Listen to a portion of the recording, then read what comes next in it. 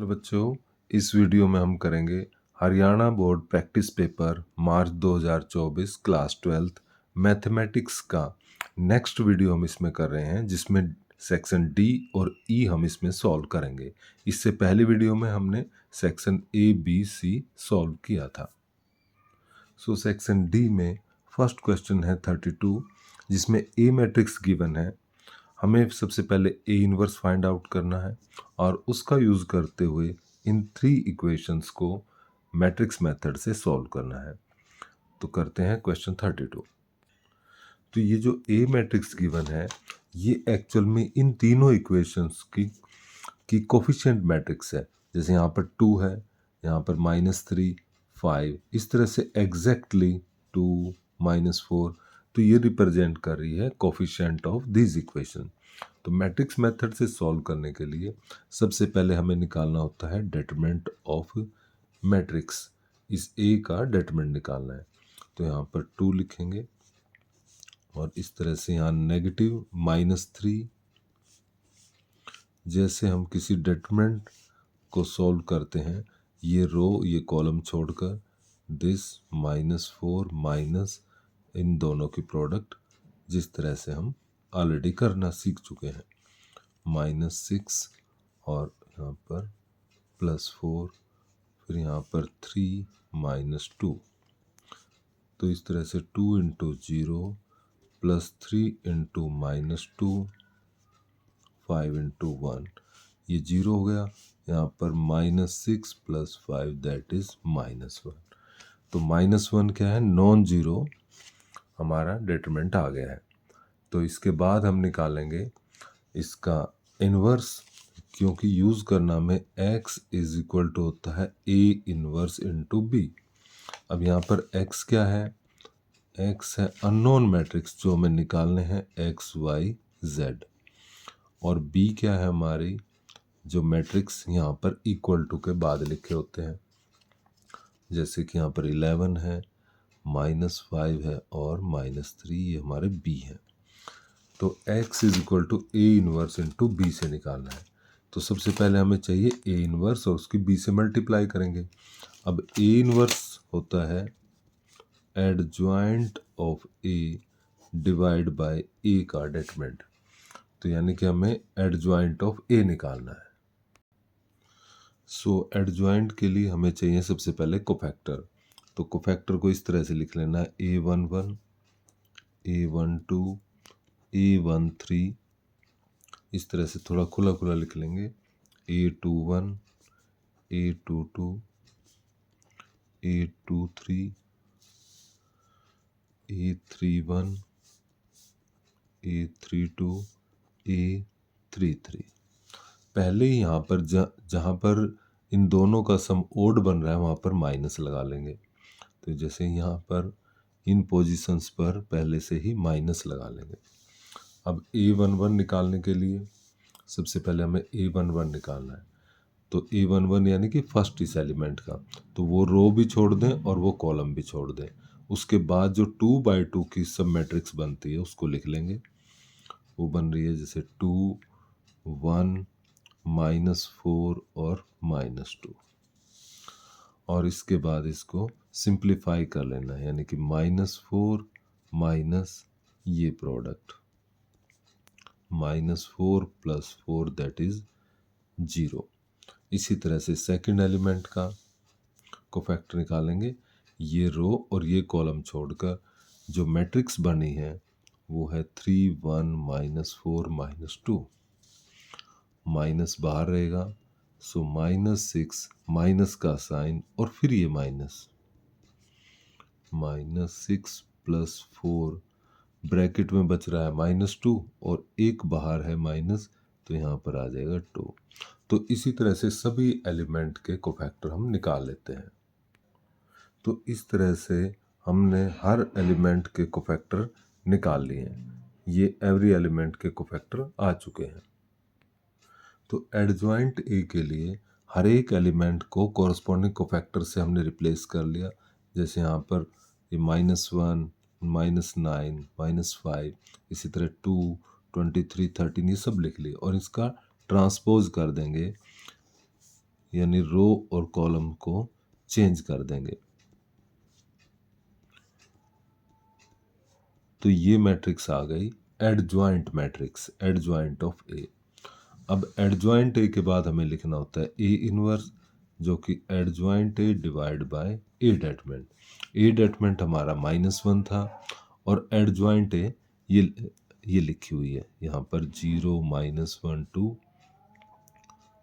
23 1 -5 और 13। तो यानी कि पूरी मैट्रिक्स को -1 से डिवाइड करेंगे तो हर एक एलिमेंट का साइन चेंज हो जाएगा और ये मैट्रिक्स आ जाएगी ए इनवर्स। ये ए इनवर्स मैट्रिक्स है। अब हमें निकालना है x, जो कि फार्मूला यूज करेंगे x is equal to A inverse into B. x है हमारा XYZ, ए इनवर्स ये आ चुका है,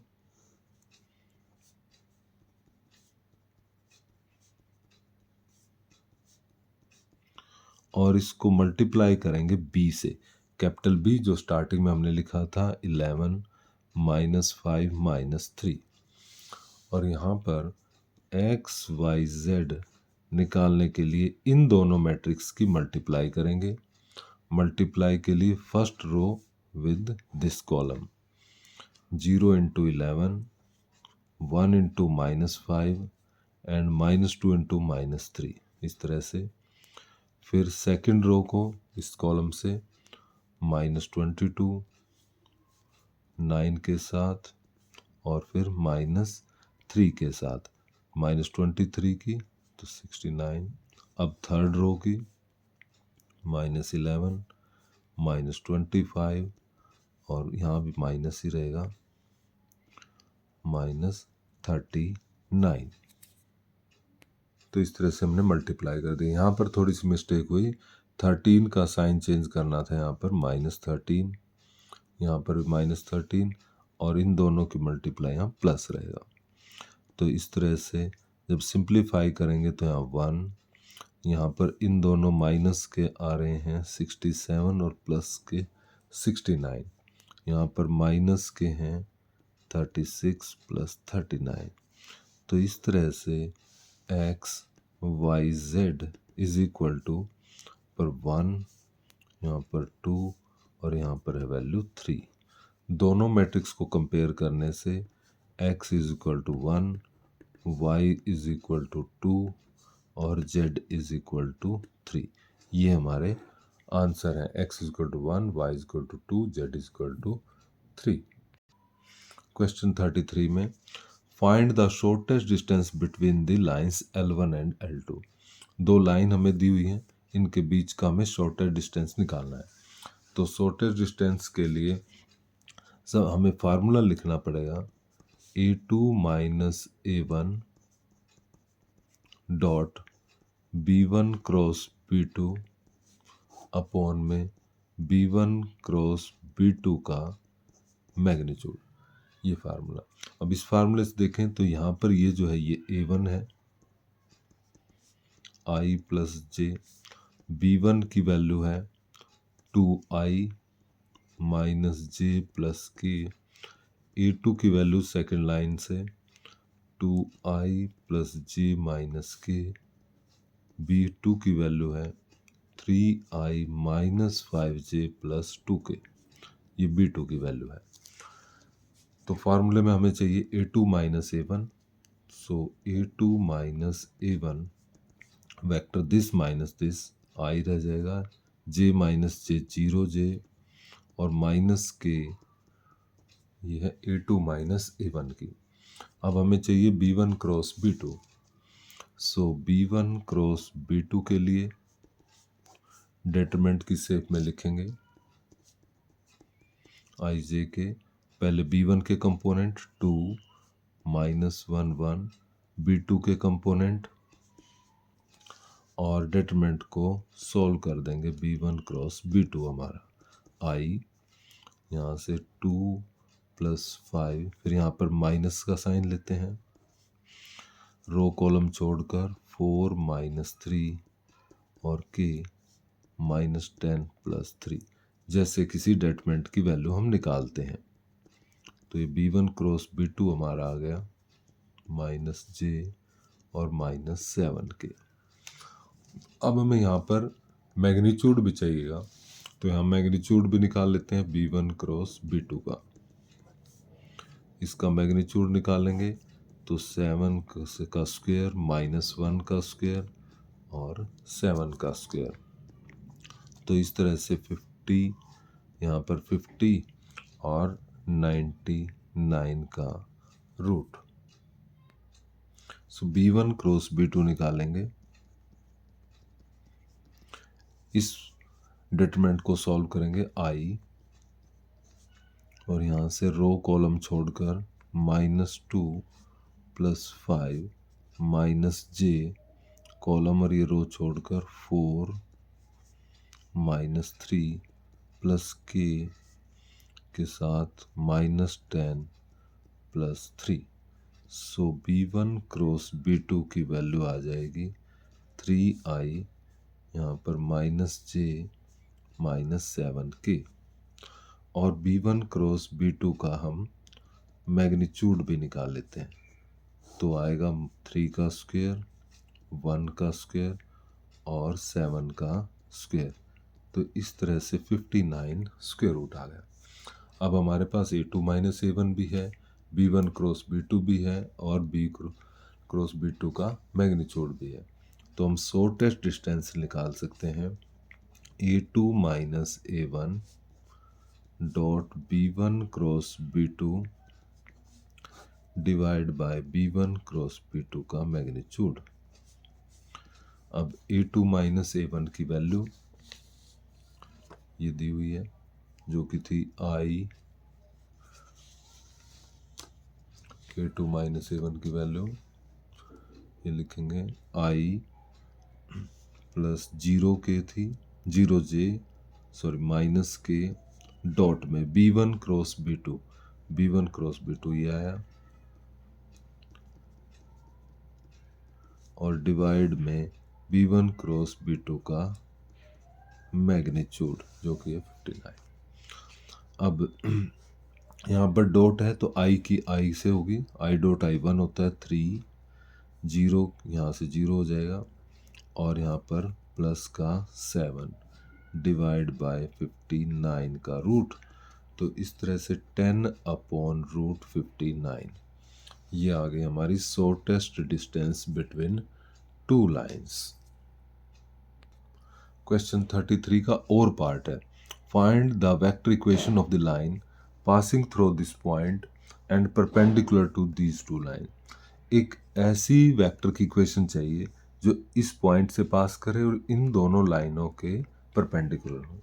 थोड़ा सा डायग्राम से समझते हैं। ये दो लाइन है, मान लेते हैं इसमें से फर्स्ट लाइन ये है और सेकंड ये लाइन ऐसे दी हुई है।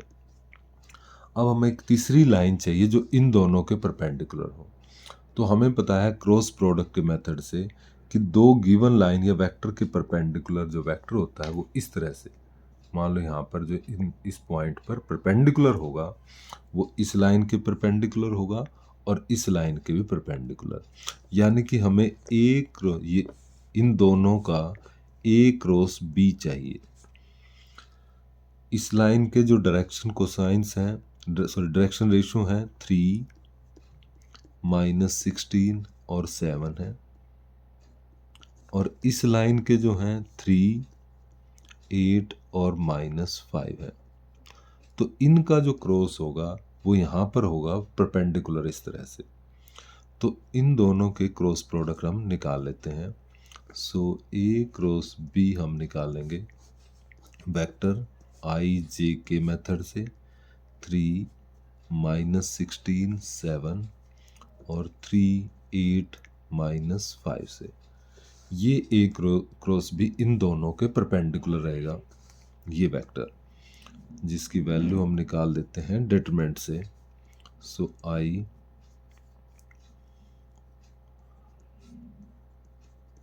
-j 21 + k into this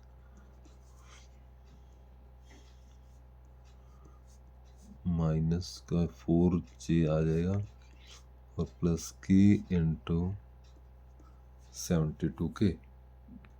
इसको करेक्ट कर लेते हैं। यहाँ 5 इंटू 3 15 था, तो यहाँ दोनों ही माइनस के थे, यहाँ पर आएगा सॉरी माइनस का 36।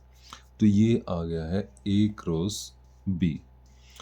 अब एक हमें ऐसी लाइन की इक्वेशन चाहिए जो यहाँ से परपेंडिकुलर हो, यानी कि जिसका जो वेक्टर है वो ये है और पॉइंट पासिंग ये है। तो हम इस तरह से लिखते हैं R is equal to A plus lambda B, इस टाइप से लिखते हैं। तो इस तरह से लिखेंगे जब R इज इक्वल टू, यहाँ पर है जिस पॉइंट से पास करती है, तो जिसका पासिंग पॉइंट है 1 2 -4, यानी कि I plus 2j minus 4k plus lambda time ये बी वेक्टर, यानी कि 24i माइनस 36j, और एक माइनस यहाँ भी था तो इसलिए प्लस का 36 हो जाएगा और प्लस में 72k। तो ये उस वेक्टर की इक्वेशन है, उस लाइन की इक्वेशन जो यहाँ से पास करेगी दोनों के परपेंडिकुलर और इस पॉइंट से पास करेगी। क्वेश्चन 34 में हमें find the area of the region bounded by this curve x is equal to 1, x is equal to 4 and x axis in the first quadrant. तो y square is equal to x है हमारा parabola, ये है right handed parabola. x is equal to 1, x is equal to 1 ये line है। x is equal to 4, 2 3 4, so x is equal to 4 ये line हो गई और x एक्सिस ये है। और फर्स्ट क्वाड्रेंट में तो ये एरिया, ये शेडेड रीजन हमें निकालना है। तो ये पॉइंट है 1 और ये है 4। तो यहाँ पर ये पैराबोला की शेडो हमें x एक्सिस पर निकालनी है। तो यहाँ पर लिखेंगे हम y dx और लिमिट 1 to 4 रहेगी। अब ये y की वैल्यू, क्योंकि शेडो पैराबोला की है तो y की वैल्यू पैराबोला से लेंगे। तो यहाँ से y square is equal to x से यदि हम y की वैल्यू निकालते हैं तो रूट x यहाँ पुट करनी है 1 to 4। अब जब इंटीग्रेट करते हैं रूट x को तो x की power 3/2 upon 3/2 from 1 to 4। Upper limit minus lower limit, एक बार x की जगह हम 4 रखेंगे माइनस, और फिर x की जगह एक बार 1 रखा जाएगा। सिंप्लीफाई करेंगे, 4 को 2 की पावर 2 लिख सकते हैं, 1 की पावर ये 1 ही हो जाएगा। कैंसल, 2/3 इंटू 2 की power 3 8 minus 2/3, so 16/3 minus 2/3 that is 14/3। So 14/3 square units ये है required area between parabola x is equal to 1, x is equal to 4 and x axis in the first quadrant। Question 34 का और part, find the area of the region bounded by the ellipse x square by 16 plus y square by 9 is equal to 1। तो इस ellipse को हम लिख सकते हैं x square upon 4 का स्क्वायर y स्क्वायर अपॉन 3 का स्क्वायर इज इक्वल टू 1। तो कंपेयर करें इस एलिप्स को x square upon a square plus Y square upon B square is equal to 1 से। तो a की वैल्यू 4 है और b की वैल्यू 3, यानी ये एलिप्स इस टाइप से है। तो यहाँ पर ये ओरिजिन, यहाँ से ये वैल्यू 4 रहेगी, a इज इक्वल टू 4 और b है 3। तो हमें टोटल रीजन निकालने के लिए एक क्वाड्रेंट निकाल लेते हैं और मल्टीप्लाई बाय 4 कर देंगे।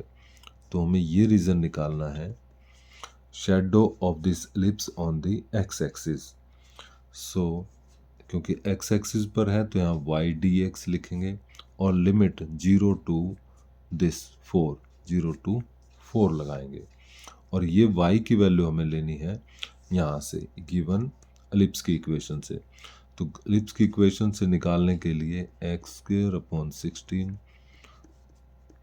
यहाँ से y की वैल्यू निकालेंगे इन टर्म्स ऑफ x। इस तरह से एलसीएम लेंगे, 16 एलसीएम और वाई स्क्वेयर अपॉन 9 को उधर ले जाएंगे, 9/16 और y की वैल्यू आ जाएगी 3/4 रूट में 16 माइनस एक्स स्क्वेयर। तो ये y की वैल्यू यहाँ पुट करेंगे, 0 to 4 3/4 16 minus X square dx। ये जो भी वैल्यू आएगी इसको फिर मल्टीप्लाई बाय 4 करेंगे कंप्लीट का निकालने के लिए। अभी एट प्रेजेंट हम फर्स्ट क्वाड्रेंट का निकाल रहे हैं। 3/4 outside, 0 to 4 4 square minus X square dx। अब यहाँ पर फार्मूला लग जाएगा इंटीग्रेशन का, a square minus X square within root. तो इसका फार्मूला लग जाएगा x/2 as it is plus a square by 2, a square है इसमें, sine inverse x upon a और लिमिट रहेगी 0 to 4। तो सिंप्लीफाई करते हैं, एक बार 4 रखेंगे, x को 4 रख रहे हैं, 16/2 साइन इनवर्स 4/4, फिर माइनस और अब की बार 0 रखेंगे तो ये 0 हो जाएगा, यहाँ पर भी 0 रखने से ये 0 हो जाएगा। सो 3/4 कैंसिल करके 2, ये भी 0 हो गया, 8 साइन इनवर्स 1। तो इस तरह से 3/4 8 इंटू साइन इनवर्स 1 की वैल्यू 90, 2 से 2 कैंसिल, दैट इज 3 पाई। अब ये आई है एक क्वाड्रेंट की। So area of total ellipse, 4 से इसको मल्टीप्लाई कर देंगे तो इस तरह से 12 पाई स्क्वायर यूनिट्स। ये है complete area of the ellipse. Question 35 में solve the flowing problem graphically. हमने ग्राफिकली एलपीपी की यूज से इस इक्वेशंस का जो जेड है उसको मैक्सिमाइज और मिनिमाइज करना है। तो सबसे पहले हम जो गिवन इक्वेशंस हैं उनका ग्राफ ड्रॉ करेंगे। तो उसमें से फर्स्ट इक्वेशन है हमारी, और ये फोर्थ इक्वेशन है 3x, सॉरी ये है x plus 3y less than 60। इसको इक्वल टू की फॉर्म में लिख लेते हैं और यहाँ से x is equal to 60 minus 3y। Graph के लिए पॉइंट्स लेंगे, तो मैं y की वैल्यू लेट कर रहा हूँ, यहाँ पर मैं y की वैल्यू 20 ले रहा हूँ, तो 20 इंटू 3 x की 0 आ जाएगी और एक बार y को 0 ले लेते हैं तो 60। ये इक्वेशन 1 है। अब इसी तरह इक्वेशन 2 का ले लेते हैं, x plus Y is equal to 10 लिख लेते हैं इसको। यहाँ पर x is equal to 10 minus Y, y की वैल्यू 0 पर 10 और 10 पर 0। ये इक्वेशन 2 है। 3 के लिए x is equal to Y लेंगे, यहाँ पर x और y सेम है तो 0 पर 0 आएगी, 10 पर 10 आएगी। अब इन सब को ड्रॉ कर लेते हैं।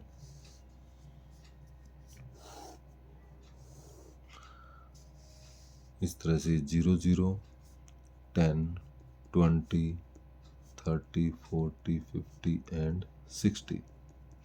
यहाँ पर भी 10 20 30 40 50 और 60 लेते हैं। तो फर्स्ट इक्वेशन के लिए 0 पर 20, 0 पर 20 और 60 पर 0, ये 2 पॉइंट लिए और इन दोनों को मिलाएंगे। शेड देखने के लिए फर्स्ट इक्वेशन की हम इसमें 0 0 पुट करते हैं, जो जनरली 0 0 पुट करते हैं x और y को, तो 0 लेस देन 60 ये ट्रू हो रहा है, यानी कि shade of this line towards origin, origin की तरफ आ रही है इस लाइन की शेड। अब दूसरी लाइन का 10 पर 0, 0 पर 10 ये पॉइंट है, लाइन ड्रॉ करेंगे और शेड देखेंगे, शेड में 0 0 पुट करेंगे लाइन में, 0 ग्रेटर देन 10 ये रॉन्ग है, यानी इस लाइन की शेड 0 0 की तरफ ना आकर अवे फ्रॉम 0 0 जाएगी, इसकी ऊपर की ओर जाएगी। थर्ड लाइन ये रही 0 0 और 10 पर 10, यानी कि यहाँ पर पॉइंट है 10 10, तो ये लाइन ऐसे निकल जाएगी। अब इस लाइन में हम टेस्ट करने के लिए 0 0 नहीं पुट करेंगे, क्योंकि 0 0 से ये ऑलरेडी पास कर रही है, तो मैं इसमें टेस्ट करने के लिए 10 0 पुट कर रहा हूँ ये पॉइंट। तो 10 0 जब हम इसमें x को 10 और y को 0, 10 0, तो 10 लेस देन 0 ये रॉन्ग आ रहा है, 10 लेस देन 0 रॉन्ग, यानी कि ये पॉइंट रॉन्ग है, तो इस पॉइंट से अवे लाइन ऐसे जाएगी शेड। लास्ट में है x greater than 0 y greater, x greater than 0 ये होता है और y ग्रेटर देन 0 ये होता है। तो सभी शेड्स को हम देखें तो कॉमन एरिया जो हमारा बनेगा इस लाइन से ऊपर इसके इसमें, तो यानी कि ये एरिया हमारा कॉमन एरिया सॉल्यूशन रीजन बन रहा है। अब इसके पॉइंट हम रखेंगे A B C D, और A B C D points के हम पॉइंट कोऑर्डिनेट निकाल लेंगे। तो जिनके हमें पता है, A के हमें पता है अभी तक, A के हमारे पास 0 पर 20 था ये, सो है A 0। B के पता है 0 पर 10 था। C और D के हमें निकालने पड़ेंगे। C और D के निकालने के लिए, अब D पॉइंट के निकालने के लिए इसकी जो इक्वेशन है x is equal to Y, और ये जो लाइन है हमारी जो स्टार्टिंग में हमने ली थी, उन दोनों को सॉल्व कर लेते हैं। x is equal to Y को और x plus 3y is equal to 60 को, तो x की वैल्यू यहाँ डालते हैं, 4y is equal to 60, y 20 आ जाएगा d के लिए, d के लिए y है 20 और y की वैल्यू यहाँ पर डालेंगे तो x भी सेम आएगा, यानी ये d पॉइंट है 20 20। अब हमारा C रहा, C के लिए x is equal to Y को, और जो ये लाइन जो दूसरी लाइन थी हमारी x plus Y is equal to 10, यहाँ पर y की वैल्यू आ जाएगी 5 और x की वैल्यू भी 5 5 5 है ये। अब इन सभी पॉइंट्स को, जो हमारा z है, z तो हमारा 3x प्लस 9y में रखेंगे। 0 20 को रखने पर z की वैल्यू आ जाएगी 180, 0 10 को रखने पर 90, और 5 5 को रखने से 15 प्लस 45 यानी कि 0 60, और 20 20 रखने से 180 यानी कि 0 240। तो हमें बताना था मैक्सिमम और मिनिमम, तो यहाँ पर हमारी जो मैक्सिमम वैल्यू है 240 है, ये मैक्सिमम, और मिनिमम वैल्यू है 60। किस पॉइंट पर? 5 5 पर। 5 5 जो पॉइंट है हमारा वो मिनिमम के लिए है और 20 20 मैक्सिमम के लिए। तो हमें इसमें यही बताने थे कि वो पॉइंट और वो वैल्यूज़, तो ये जो पॉइंट है मिनिमम के लिए और ये मैक्सिमम के लिए। अब हमारा कॉमन रीजन ये आ गया। अब इसके कॉर्नर पॉइंट को हम लिखेंगे, जो कॉर्नर पॉइंट है हमारे A B C और D हैं, जिनमें हमारा A पॉइंट जो है उसके कोऑर्डिनेट्स हैं हमारे 0 20, B पॉइंट के हैं 0 10, C और D के हमें और निकालने हैं। सो सी के निकालने के लिए ये जो डी के निकाल लेते पहले। डी के लिए x is equal to Y और equation x plus 3y is equal to 60 को सॉल्व करेंगे। तो यहाँ पर y की वैल्यू लिखेंगे x, 4y is equal to 16, y की वैल्यू 15 और फिर x भी 15। तो d के पॉइंट आ जाएंगे 15, 15। इसी तरह c के निकालेंगे।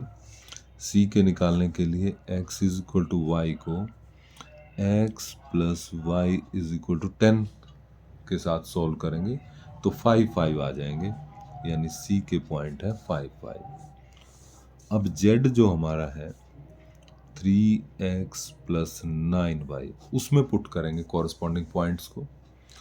तो 0, 20 पुट करने से z की वैल्यू आएगी 180 और 0, 10 पुट करने से x को 0, y को 10, 90 आ जाएगी और 5, 5 को पुट करने से 15 प्लस 45 ये 60 आ जाएगी और 15, 15 को पुट करने से 3 इंटू 15 एंड 9 इंटू 15 सिंप्लीफाई करके ये वैल्यू 180 आ जाएगी। तो 180 है हमारी मैक्सिमम वैल्यू और 60 है यहाँ पर मिनिमम वैल्यू। तो इसका मतलब minimum z at x5, y5 and minimum value is 60 and maximum value of z at 15 and 15 and value is 180। ये हमारे आंसर्स है। 36 क्वेश्चन है, केस स्टडी 1 है। The proportion of the river energy दी हुई है, यहाँ से Ex की वैल्यू गिवन है। तो x क्या है, स्पीड ऑफ द वाटर दिया हुआ है, हमें फाइंड करना मैक्सिमम वैल्यू ऑफ Ex। तो Ex को हमें क्या करना है, मैक्सिमाइज। अब मैक्सिमम मिनिमा का ये क्वेश्चन है, तो मैक्सिमम मिनिमा के लिए हमें सबसे पहले फर्स्ट डेरिवेटिव निकालना होता है, डेरिवेटिव निकाला और उसको 0 के इक्वल करना होता है क्रिटिकल वैल्यू निकालने के लिए। तो 6x² माइनस 8x प्लस 2 को इक्वल टू 0 किया है। यहाँ से 2 से डिवाइड भी कर सकते हैं, पॉजिटिव वैल्यू से डिवाइड किया जा सकता है और फैक्टराइज कर देते हैं। तो 3x² minus 3x minus x plus 1 factor हैं, 3x कॉमन ले लेंगे। सो फैक्टर बन रहे हैं x minus 1 and 3x minus 1। एक एक फैक्टर को 0 के इक्वल करेंगे तो x की वैल्यू आ रही है 1 एंड 1/3। तो 2 क्रिटिकल वैल्यू आ गई। अब दोनों की वैल्यू हम डबल डेरिवेटिव में रखेंगे। तो सबसे पहले हम डबल डेरिवेटिव निकाल लेते हैं यहाँ से, जो कि निकलेगा 12x minus 8। So eight x is equal to 1 पर डबल डेरिवेटिव की वैल्यू, यहाँ पर x को 1 लिखेंगे, 4 जो कि पॉजिटिव आ गया। अब इसी तरह x इज इक्वल टू 1/3 पर डबल डेरिवेटिव की वैल्यू 4 माइनस 8 माइनस 4 जो कि लेस देन है। तो इसका मतलब ये हुआ डबल डेरिवेटिव यहाँ पर माइनस है तो ये मैक्सिमा रहेगा इस पर और पॉजिटिव के लिए मिनिमा रहेगा। तो हमारे इसमें क्वेश्चन में पूछा हुआ था what is the find the maximum value of Ex in this interval, यानी कि Ex की मैक्सिमम वैल्यू हमें निकालनी थी। सो मैक्सिमम वैल्यू किस पर रहेगी, 1/3 पर, और कितनी रहेगी Ex में हम लिख के निकाल सकते हैं।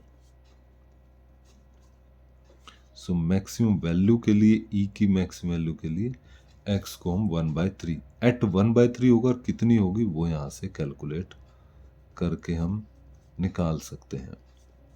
2 इंटू 1/3, सो 2 इंटू 1/27, 1/9 प्लस 2/3 तो इस तरह से 27 LCM 2, ओके, तो यहाँ पर 8/27 ये वैल्यू रहेगी EX की, और किस पर 1/3 पर। तो हमने दोनों क्वेश्चन का आंसर दे दिया। फर्स्ट पूछा था कि किस पर रहेगी, वो 1/3, और कितनी रहेगी, वो 8/27। लास्ट में पूछा है कि does your answer agree with millwright's rules. Yes, क्योंकि जो कितने पर आई, 1/3 ऑफ दिस स्पीड, यानी एक्स की वैल्यू क्या आ रही है, 1/3 आई तुम्हारी, तो उससे मैच करता है। नेक्स्ट केस स्टडी 2, ये 37th क्वेश्चन का है। A linear differential equation is of the form P and Q R function of x, ये सब गिवन है। तो इसका सॉल्यूशन हम कैसे, y into integrating factor, q into integrating factor का again integration, I F integrating factor है, इस तरह निकालते हैं। हमें ये इक्वेशन गिवन है। Based upon this information what are the value of p and q निकालनी है, इंटीग्रेटिंग फैक्टर निकालना है, और उसका सॉल्यूशन निकालना है। सो ये इक्वेशन है। Divide both side by dx कर लेते हैं इसको स्टैंडर्ड फॉर्म में लाने के लिए। तो यहाँ हो गया x dy/dx प्लस y, ये कैंसिल हो गया, इज इक्वल टू x³। अब यहाँ से हम x से डिवाइड कर लेते हैं, तो dy/dx plus y/x is equal to x²। तो जब हम स्टैंडर्ड फॉर्म से कंपेयर करते हैं यहाँ पर, सो p की वैल्यू आ रही है यहाँ पर हमारी 1/x, क्योंकि y के साथ जो मल्टीप्लाई होता है वो p है, और यहाँ पर q की वैल्यू है x², ये हमारा q है, और यहाँ p y के साथ मल्टीप्लाई है, तो ये p एंड q आ गए। अब हमें निकालना है इंटीग्रेटिंग फैक्टर, जो कि होता है e⁻p dx का इंटीग्रेशन। सो p की वैल्यू 1/x लिखेंगे, तो e की पावर log x, और e से log कैंसिल होकर आ जाता है x, तो ये हमारा इंटीग्रेटिंग फैक्टर आ गया है x। अब लिखेंगे सॉल्यूशन, तो सॉल्यूशन होता है y into integrating factor, q into integrating factor का इंटीग्रेशन। सो y इंटीग्रेटिंग फैक्टर की जगह x लिखेंगे, q की जगह x², इंटीग्रेटिंग फैक्टर की जगह x लिखने से x³ हो गया, और x³ का इंटीग्रेशन x⁴/4 प्लस c। तो इस तरह से इस डिफरेंशियल इक्वेशन का ये सॉल्यूशन है। सो लास्ट क्वेश्चन है 38th प्रोबेबिलिटी का क्वेश्चन है कि रत्नम के पास 2 बॉक्सेस हैं 1 एंड 2। फर्स्ट में 3 रेड 6 ब्लैक हैं, सेकंड में 5 रेड 5 ब्लैक हैं। तो इस तरह से एक बॉक्स सेलेक्ट करती है उसकी फ्रेंड शिवानी, और उसमें द बॉल कैसी निकलती है, रेड। अब हमें बताना है कि वो बॉक्स नंबर 2 सेलेक्ट करती है, जो रेड आई है उसने सेकंड बॉक्स सेलेक्ट किया था। तो यहाँ पर ये जो इवेंट है ये भी गिवन है, E1 E2 की ये सब हमें दी हुई हैं कि जो हमें लेट करनी है। तो P(E1) क्या है, E1 एंड E2 ये दिया हुआ ball drawn from E1 and E2 and E denote. E1 क्या है, box 1 selected by the Shivani. So P(E1) हो जाएगी, बॉक्स 1 सेलेक्ट करने की क्या प्रोबेबिलिटी रहेगी, 1/2। P(E2) सेकंड बॉक्स सेलेक्ट करने की प्रोबेबिलिटी भी रहेगी 1/2, क्योंकि दोनों इक्वल चांसेस हैं किसी बॉक्स को सेलेक्ट कर सकती है। PA(E1) ये हमें निकालना है, फाइंड करने हैं यहाँ पर। तो फर्स्ट पार्ट हो गया। सेकंड यानी कि A(E1) का मतलब क्या है, probability of selecting A red ball when box 1 is already selected. तो 1 से रेड बॉल आने की प्रोबेबिलिटी PA/E1 का मतलब है red ball from first box. अब फर्स्ट बॉक्स यहाँ लिख देते हैं P, हमें निकालना है A यानी कि red ball from first box. तो फर्स्ट बॉक्स में रेड है 3, टोटल है 9। इसी तरह red ball from second, second से रेड आने के 5/10 है, क्योंकि 5 टोटल 10 है। अब बेस थ्योरम का यूज़ करके हमें निकालना है E2/A, यानी कि रेड बॉल आ चुकी है तो वो किससे आई होगी, सेकंड बॉक्स से, हमें ये निकालना है। तो बेस थ्योरम का यूज़ करके E2, यहाँ पर probability of E1, probability of E2, probability of red from E2, probability of red from E1, probability of red from E2। तो दोनों बॉक्सेस की बराबर बराबर सेलेक्ट करने की है, तो ये हम पहले लिख चुके हैं, PE1 PE2 1/2। Red from E2 हम पहले निकाला 5/10 है, यहाँ भी 5/10 ही आएगा। और रेड फ्रॉम फर्स्ट हमने निकाला था 3/9। तो इस तरह से अब हम इनको सिंप्लीफाई करेंगे। 1/2 ऊपर से भी और नीचे से भी कैंसिल हो जाएगा। तो 5/10, 3/9, 5/10 सिंप्लीफाई करेंगे। 90 LCM, तो इस तरह से 5/10, 5 और यहाँ पर 7/90। जब हम इसको चेंज कर देंगे और कैंसिल कर देते हैं तो 3 से कैंसिल होकर 3/5। तो फाइनल आंसर आ जाएगा 3/5। सो बच्चों, ये था कंप्लीट सॉल्यूशन ए सेट का। अब नेक्स्ट सेट का हम नेक्स्ट वीडियो में सॉल्यूशन करेंगे। Thank you so much.